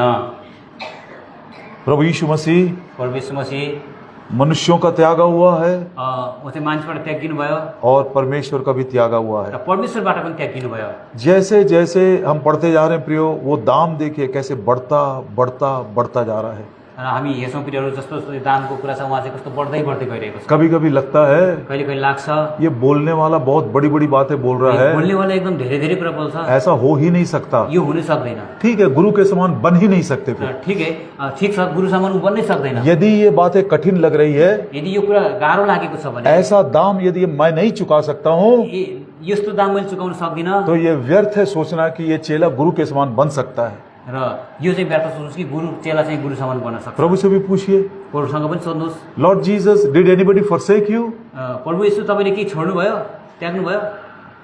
Disciples forsook him चेलाले उहाँलाई छोडे और क्रूस के ऊपर, त्यो क्रुसको माथि। my God, why have you forsaken me? मेरो परमेश्वर तपाईँले मलाई किन त्याग्नु भयो? अब इसको बोलने से पहले अब यसलाई भन्नुभन्दा पहिला प्रभु ने एक उदाहरण दिया ऊपर। प्रभुले एउटा उदाहरण दिनुभयो। परमेश्वर का राज जैसा है, परमेश्वरको राज्य यस्तो छ, एक मनुष्य ने घर बनाना शुरू किया, एउटा मान्छेले घर बनाउन सुरु गर्यो, उसने पहले उसका दाम पता लगाया, पहिले उसको त्यसले दाम पत्ता ये लगायो, घर पूरा करने के लिए यो घर पुरा गर्नको लागि मुझको कितना खर्च होगा, मलाई कति खर्च चाहिन्छ, कितना दाम मुझको चुकाना है, कति दाम मैले चुकाउनु पर्छ, और यदि उतना नहीं है उसके पास, यदि त्यससँग त्यति छैन भने वो घर बनाने का काम छोड़ देगा। उसले त्यो घर बनाउने काम छोडिदिन्छ। और यदि उसके पास उतना है, यदि त्यसको साथमा त्यति छ भने वो जरूर उसको शुरू करे त्यसलाई चाहिँ उसले सुरु गर्छ और वो घर का काम पूरा करे। र त्यो घर काम पुरा नहीं तो लोग बोलेंगे, नत्र मान्छेले भने अरे कितना निकम्मा मनुष्य है ये दे, कस्तो निकम्मा मान्छे हो हेर, शुरू तो कर दिया, सुरु त गर्यो, बड़ा उसने ग्राउंड ब्रेकिंग सेरेमनी भी कर दिया, एकदमै त्यो चाहिँ जग राख्ने चाहिँ एकदम कार्यक्रम पनि राख्यो, और सेवक लोग आके प्रार्थना भी किए। र एकदम सेवकहरू आएर प्रार्थना पनि गरिदियो। अब देखो घर पूरा नहीं कर सक रहा अब है, हेर घर पुरा गर्न मतलब सक्छ। काम पूरा करने के लिए मतलब चाहिँ काम पुरा गर्नको लागि वो दाम उसको चुकाना चाहिए। दाम तिर्नु पर्दछ। यहीं पर लिखा है। यही लेखिएको छ। प्रभु यीशु मसीह ने कहा, प्रभु यीशुले भन्नुभयो 28 वचन से पढ़ते हैं, 28 पद देखिए, लूका सुसमाचार लुकाको सुसमाचार 14 अध्याय 14 अध्याय 28 वचन से आगे, 28 पद देखिए अगाडि। Which of you intending to build a tower sitteth not down first and counteth the cost whether he have sufficient to finish it? तिमीहरू मध्ये कसैले एउटा धरारा बनाउने इच्छा गरेमा त्यो सिध्याउनका लागि आफूसँग पर्याप्त छ कि छैन भनी पहिल्यै बसेर खर्च जोड्दैन र Lest happily after he hath laid the foundation and is not able to finish it, all that behold him began to mock him. नत्र त उसले जग बसालिसकेपछि त्यो सिध्याउन सकेन भन्ने कुरा यो कुरा देख्नेहरू सबैले यसो भन्दै उसलाई खिसी गर्न थाल्नेछन्। This man began to build and was not able to finish it. यो मान्छेले बनाउन त सुरु गर्यो तर बनाउन सिद्ध हुन सकेन। कलवरी के क्रूस के ऊपर कल्वरीको क्रुसमा मनुष्यों का त्यागा हुआ, मानिसबाट त्यागिएको, परमेश्वर का भी त्यागा हुआ था वो। परमेश्वरद्वारा नि त्यागी हुनु ये बहुत बड़ी बात है। एकदम ठुलो कुरा छ यो। उसका दिल टूट गया उहाँको दिल टुट्यो जब मनुष्य मार रहा था। जब मानिसहरूले कुट्दै थियो प्रभु उहाँलाई, यीशु मसीह ने मुंह नहीं खोला, उहाँले मुख खोल्नु भएन। लेकिन उस अंधकार के समय में त्यो अन्धकारको समयमा जब सारे जगत के पापों को प्रभु यीशु मसीह पर पिता ने डाल दिया, जब पिताले प्रभु सबै संसारको पाप उहाँमाथि राखिदिनु भयो, उसने दुख से कहा ये बात, उहाँले एकदम दुःख साथ यो कुरा भन्नुभयो, my God why have you forsaken me. मेरो परमेश्वर तपाईले मलाई किन त्याग्नु भयो। उस समय यदि वो बोलता, यदि समय उहाँ यस्तो भन्नुभएको भए, पिताजी मैंने अपने चेलों से कहा था मैले आफ्नो चेलासँग भनेको तुम थिएँ सब मुझको छोड़कर चले जाओगे, सबैले मलाई छोडेर जानेछन्, मैं अकेले रह जाऊंगा, म एक्लै जानेछु। लेकिन मत सोचना मैं अकेला हूं, र तर नसोच दियो कुरा म एक्लै छु भन्ने कुरा, मेरा भेजने वाला मेरा पिता मेरे साथ है। र मलाई पठाउने मेरो पिता मेरो साथमा छ। उसको ये हिम्मत था, यो उहाँको यो ये हिम्मत थियो। कलवरी के क्रूस का जो काम है, यो कल्वरी क्रुसको जो काम छ, सारे मानव जाति के पापों का प्रायश्चित का जो काम है, सारा मानव जातिको प्रायश्चितको जो काम थियो, मेरे पिता के साथ मैं पूरा कर दूंगा। र मेरो पिताको साथमा म पुरा गर्नेछु। लेकिन कलवरी के क्रूस के ऊपर तर कल्वरीको क्रुसमाथि पिता ने भी छोड़ दिया। पिताले पनि छोड्नु भयो। अब यहाँ पर सीखने की बात है, अब यहाँ एउटा सिक्ने कुरा छ। प्रभु यीशु मसीह क्रूस पर जाने से पहले उसने कॉस्ट को काउंट किया। परमेश्वर क्रिस्ट त्यो क्रुसमा जानुभन्दा पहिला उहाँले त्यो मूल्य जोड्नु भयो। उसको मालूम था कौन सा दाम मुझको चुकाना है। उहाँलाई थाहा थियो कस्तो दाम मैले तिर्नुपर्छ भन्ने कुरा। कौन सा दाम है वो?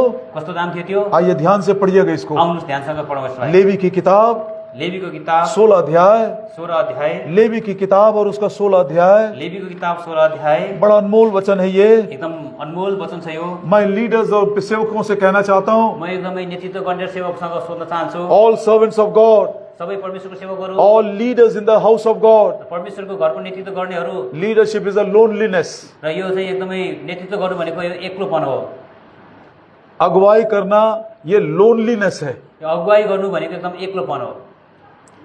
लाखों लोगों से घिरा हुआ था मूसा, मूसा चाहिँ लाखौं मान्छेद्वारा घेरिएको थियो, लाखों लोग उसके साथ थे, लाखौं मान्छेहरू उसको साथ थिए, लेकिन उसका लोनलीनेस देखिए, तर उसको एक्लोपन हेर्नुहोस्, एकाकीपन। एक्लोपन क्या बोलता है मालूम? के भन्छ? हे परमेश्वर यहोवा, हे परमेश्वर यहोवा, यदि तू मेरे साथ नहीं आए, यदि तपाईँ मेरो साथ आउनु भएन भने मैं यहाँ से जाना भी नहीं चाहता। म यहाँबाट जान पनि चाहन्न। आपके साथ 500 लोग होंगे मंडली में, तपाईको साथमा 500 मान्छे हुन सक्छन् मण्डलीमा, लेकिन सेवा का काम लोनलीनेस है। तर सेवाको काम चाहिँ एकदमै एक्लोपनमा गर्ने। मंडली की अगुवाई करना एकाकीपना है। मण्डलीको अगुवाई गर्नु भनेको एक्लोपनमा जानु। सेवक का जो सोच विचार है, सेवाको जो पनि सोच विचार हुन्छ, उसको समझना भी बड़ा कठिन है। र यसलाई बुझाउन पनि एकदम गाह्रो छ। उसके विश्वास के उसके लिमिट्स को जानना भी बड़ा कठिन है। र यो उसको विश्वासको त्यो जो पनि लिमिट छ त्यसलाई बुझ्न पनि गाह्रो छ। सेवा में आने के बाद मैं इसको अनुभव किया, सेवा आउनुभन्दा अगाडि मैले यो अनुभव गरेँ। विचार करना भी बदल जाता है, विचार गर्न पनि गाह्रो छ, सोचना भी बदल जाता है, सोध्न पनि गाह्रो छ, प्रायोरिटीज बदल जाता है, एकदमै जुन कुरालाई हामीले महत्त्व दिन्छ त्यो पनि बदलिन्छ, एटीट्यूड्स भी बदल जाता है। हाम्रो चाहिँ एकदमै त्यो स्वभाव पनि बदलिन्छ। घर के लोग भी नहीं समझ सकते। घरमा भएको मान्छेले नि यो कुरा बुझ्दैन। मैं सेवा में आने के बाद म सेवामा आएपछि मेरी माँ जो 10-10 घंटे प्रार्थना करती है, मेरी आमा जसले 10-10 घण्टा प्रार्थना गर्नुहुन्थ्यो, सुबह 3 बजे उठती है तो दोपहर के 12 बजे तक नहीं उठती है वो अपने घुटने से। र त्यसपछि बिहान 3 बजेदेखि 12 बजेसम्म पनि उठ्नुहुन्थेन। मेरे साथ 10 दिन तक बात भी नहीं की। उहाँले मसँग 10 दिनसम्म कुरा पनि गर्नु भएन। कोई समझ नहीं सकता है। त्यो कसैले बुझ्न सक्दैन। सो एक प्रोत्साहन है ये, एउटा एकदम प्रोत्साहन हो एक तपाईको। विशेष काम के लिए प्रभु ने बुलाया है। एउटा विशेष कामको लागि प्रभुले बोलाउनु भयो। एक बार फिर मैं कह रहा हूँ प्रियो, एकचोटि फेरि म भन्दैछु ये प्रियहरू, प्रचार करने वाली बात नहीं है, एकदमै प्रचार गर्ने कुरा होइन, ये दान धर्म करने वाली बात नहीं यो है, दान र धर्म गर्ने कुरा पनि होइन, ये कोई सामाजिक काम करने वाली बात नहीं है। सामाजिक काम गर्ने कुरा पनि होइन। ये प्रियो अकेले में इस काम को पूरा करने के लिए प्रभु ने हमें बुलाया, इस दाम को हमें चुकाना है। र एक्लै यो काम पूरा गर्नको लागि प्रभुले बोलाउनु भएको छ र हामीले यसको दाम चुकाउनु पर्छ। लेवी की किताब लेवीको किताब 16 अध्याय 16 अध्याय 17 वचन, 17 पद, Leviticus chapter 16 and verse 17. Levy 16 को 17 पद, There shall be no man in the tabernacle of the congregation when he goeth in to make atonement in the holy place until he come out and have made an atonement for himself and his household and for all the congregation of Israel. जब प्रायश्चित गर्नु पवित्र स्थानभित्र पस्छ ऊ बाहिर ननिस्कुन्जेल र आफ्नो निम्ति आफ्नो घरानाका निम्ति र इजरायलको सारा समुदायको निम्ति प्रायश्चित नगरुन्जेल भेट हुने पालभित्र कुनै पनि मानिस नरहोस्। He will be alone. ऊ चाहिँ एक्लै रहोस्। प्रायश्चित का काम जब तक वो पूरा ना करे, प्रायश्चितको काम जबसम्म उसले पूरा गर्दैन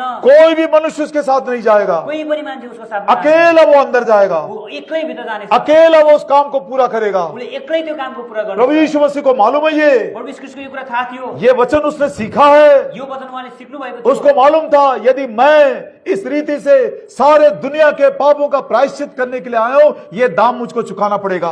सबै मान्छेमा संसार भएको मान्छेको लागि प्रायश्चित गर्नको लागि आएपछि यो दाम मैले तिर्नुपर्छ, उहाँलाई थाहा थियो यो कुरा। प्रभु यीशु मसीह ने कहा प्रभु यीशु ख्रीष्टले भन्नुभयो यदि तुम सब कुछ को त्याग नहीं दोगे, यदि तिमीले सबै कुरा त्यागेनौ भने, मतलब तुम पूरा पूरा दाम नहीं चुकाओगे, यसको मतलब तिमीले पूरा पूरा दाम तिर्दैनौ भने, जिस काम को पूरा करने के लिए मैंने भेजा है जुन कामको पूरा गर्नको लागि मैले तिमीलाई पठाएको छु, उसको पूरा करने के लिए यदि तुम दाम नहीं चुकाना चाहते, त्यसको लागि तिमीले दाम चुकाउन चाहदैनौ भने तुम मेरा चेला नहीं हो सकते। तिमी मेरो चेला हुन सक्दैन। हे प्रभु यीशु, हे प्रभु यीशु, तेरे समान बनना मुझको अब कठिन लग रहा है।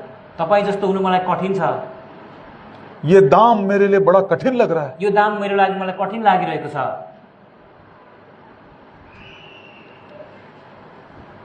मेरे प्रभु ने ये दाम चुकाया। मेरो प्रभुले यो दाम चुकाउनु। प्रभु अनुग्रह करे मेरे ऊपर।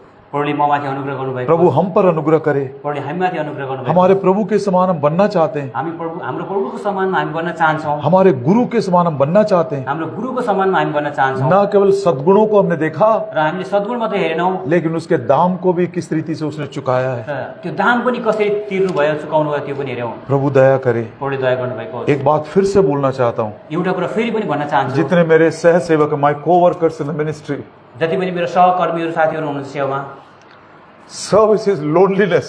र यो सेवा भनेको चाहिँ एक्लोपन हो। किसी भी मनुष्य से सिंपैथी मत मांगना। कुनै मानिससँग चाहिँ तपाईले सहानुभूति नमाग्नुहोस्।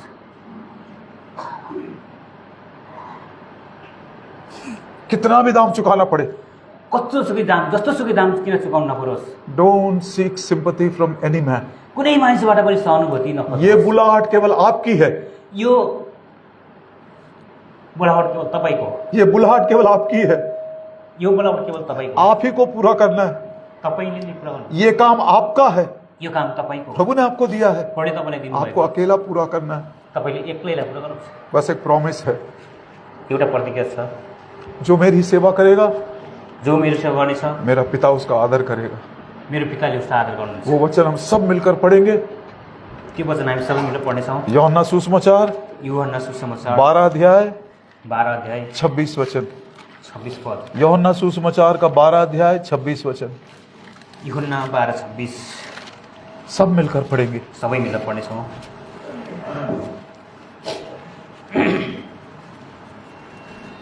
If any man serve me, कसैले मेरो सेवा let गर्छ him भने follow me. मलाई पछ्याओस्। Where I am, there also shall my servant be. पनि हुनेछ। If any man serve me, सेवा गर्छ भने him will my Father honor. आदर गर्नेछ। प्रभु यीशु मसीह के पीछे चलते हुए उसके गुणों में न केवल हम बदले, लेकिन उसका दाम भी चुकाने के लिए प्रभु हमको अनुग्रह दे। प्रभु यीशु ख्रीष्टको पछि हिँड्दै गर्दाखेरि केवल उहाँको गुणहरू मात्रै हामीले देखाउँदैन, उहाँको दाम पनि हामीले चुकाउनु। प्रार्थना करें। प्रार्थना गर्नेछौँ।